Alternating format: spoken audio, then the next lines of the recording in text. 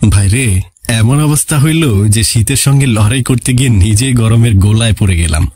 জয়া আহসানের ছবির সেই তাপ, মানে সরাসরি হিট অ্যান্ড রান। কম্বল কোথায় গেল জানি না, কিন্তু আমি এখনো এই তাপ সামলাইতে পারতেছি না ভাই। এমনকি মোবাইলের স্ক্রিনও গরম ফিল হয় এখন। মনে হয় স্ক্রিনে হাত দিলেই বোধ হয় ফুসকা পড়ে যাবে। একটা কথা বলতেই হয়, জয়ের এই সৌন্দর্যের ঝলকানি যে শুধু আমাকেই গরম করে দিতেছে তা কিন্তু নয়, পুরো নেট দুনিয়ায় আগুন লাগাই দিছে। কই যাই, কি করি? জয়ের তাপে ফুটতে ফুটতে জীবন কাটাবো নাকি? তবে একটা কথা কিন্তু ঠিক, এমন গরমে শীতও হার মানে। আর আমিও বুঝলাম জয়া আহসান মানেই আলটিমেট সিজন চেঞ্জার। আরে ভাই, এই জয়ার ছবি দেখে তো শীত গ্রীষ্ম সব এক হয়ে গেল। খোলামেলা ছবি দেখে গা গরম হয়ে গেল। এখন মনে হচ্ছে প্যাচপ্যাচে গরমে ঘুমানোই কঠিন। 2 দিন পর শীতের সাথে রাস্তায় হাঁটতেছিলাম, হঠাৎ মনে হলো এটা কি শীত নাকি গরম। আর একদিকে জয়া আপার বয়স কমার থেকে কাপড়ের মাপ দিন দিন কমে যাচ্ছে।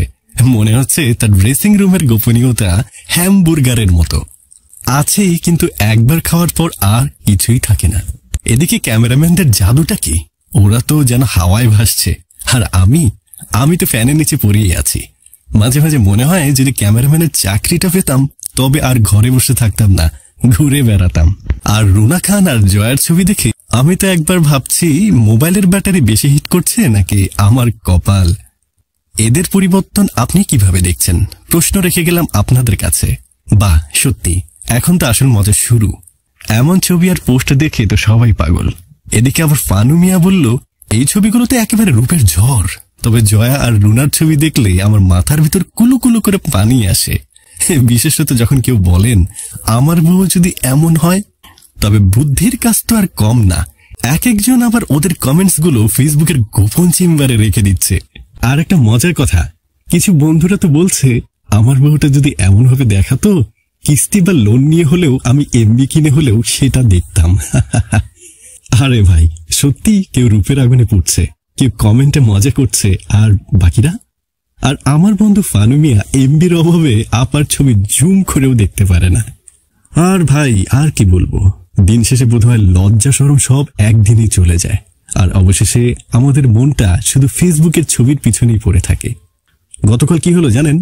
আমার বউ গোলাপি বলল তোমার ফেসবুকে আর কেউ থাকবে না আমি ছাড়া, শুধু আমার ছবি থাকবে, ওকে? আমি তো ভাবলাম যদি সত্যি সত্যি সবাই আমাকে বয়কট করে দেয় তখন মজা করে ওই ছবিগুলোতে হারিয়ে যাব। একটু পরেই আমার মনে হলো এই ছবিগুলো দেখার মধ্যে যে কি যে একটা আলাদা শান্তি আছে। এই দুষ্টু মিষ্টি অনুভূতিটা বোঝেন অদ্ভুত এক ডিলাক্স মস্তিষ্কের কাজ। আর ওই যে জয়া আহসান আর রুনা খান, তাদের চোখের আগুনে আমি নিজেও বেশ গরম গরম হয়ে গেছি।